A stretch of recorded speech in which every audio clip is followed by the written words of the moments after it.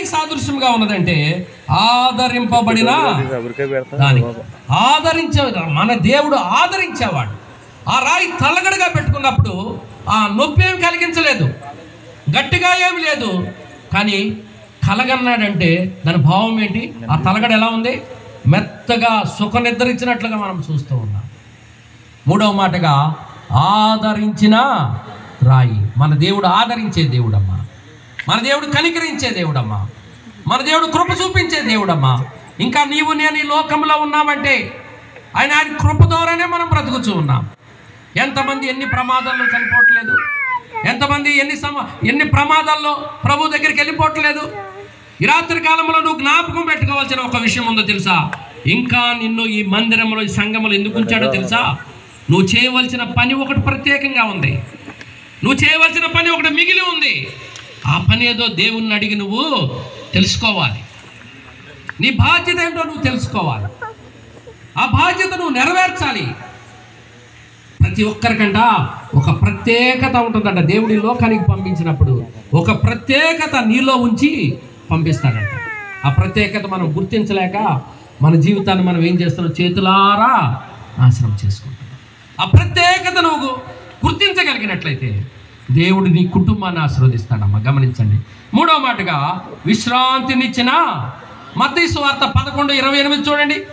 మత్తయి సువార్త 11:28 ప్రయాసపడి భారము మోసుకొనుచున్న సమస్త జనులారా నా యొద్దకు రండి, నేను మీకు విశ్రాంతిని కలుగు చేస్తానంట. ఎక్కడికి రావాలి మీరు?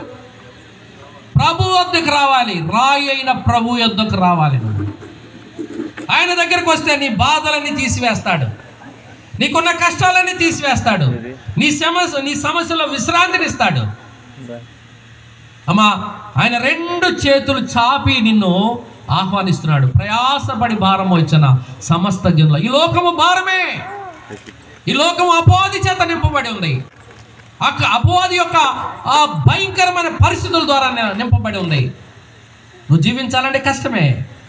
ప్రభు దగ్గరికి వస్తే నీకు నెమ్మది ప్రభు దగ్గరికి వస్తే. ఒక్కోసారి నేను కొన్ని పరిస్థితుల ఆఫీసులో కానీ కొన్ని పరిస్థితుల్లో భయపడుతూ ఉంటాను.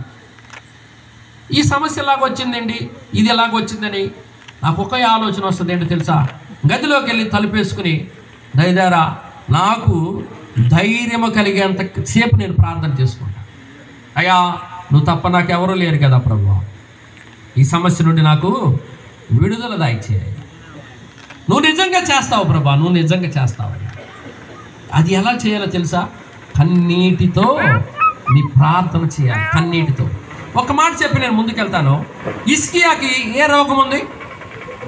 మరణకరమైన రోగం ఉంది. ఎంతకాలం నుంచి ఉన్నది?